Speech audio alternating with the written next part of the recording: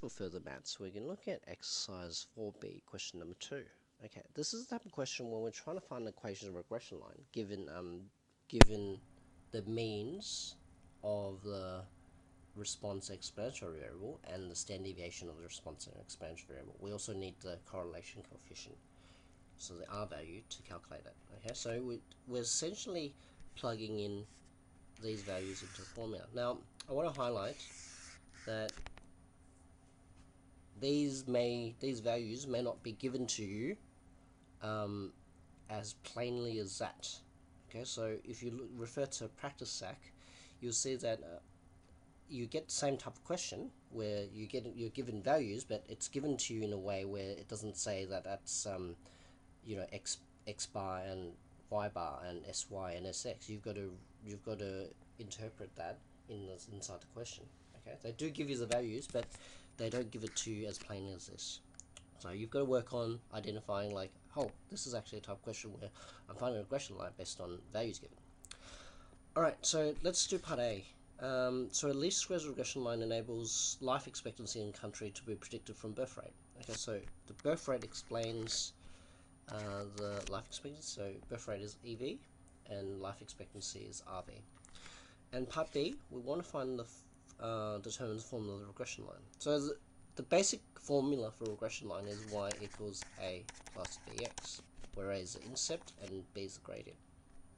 Now, if you look at your formula sheet, b is given by r multiplied by sy divided by sx, and my a value, my intercept value, is given by, if I'm not mistaken, x bar minus, I think it's the other way around, y bar minus b x bar. Okay, so you need to calculate b first before you can calculate a. Alright, so let's apply the formula. Okay, b is given by r, so negative 0.810 times sy, which is, if I look at the equation, 9.99 divided by sx, which is 5.41. Okay, let's calculate what that is. Now, we're going to be careful because we want our answer to be 2 sig figs, okay?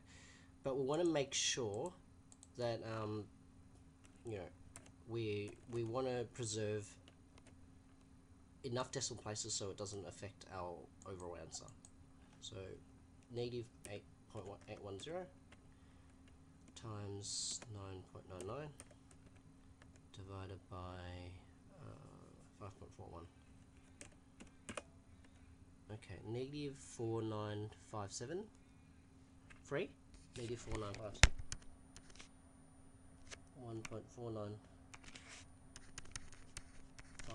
1.49573.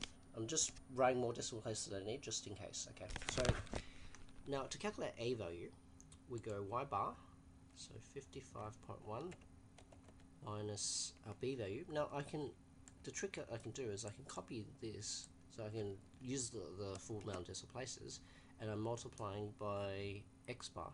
X bar is 34.8. Okay, 107.1514. 107.1514. So 107.1514. Okay, now let's write it in terms of the variables. Okay, you need to write it in terms of variables. We're not doing x and y anymore. So our RV, life expectancy,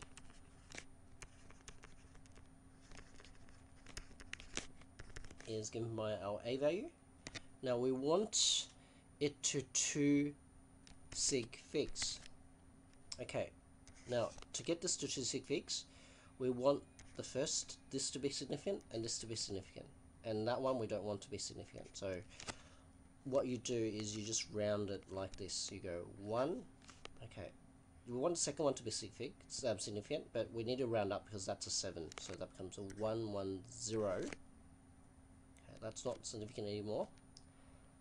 Minus 1.5, because if I look at sig figs, that's significant, but if I look at the next term, that's a number greater than 5 greater, so you need to round the next number, which is 4, into 5, times by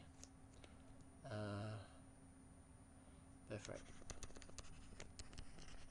Okay. Well, that's how you approach a question like this. So you got to make sure you have enough decimal places when you're calculating. If you're using this answer for the next part, which you do, you need to calculate your a value. You actually need to use this value, so it's best to write more decimal places than you need, so ensure you get an accurate answer at the end. Hopefully that'll help.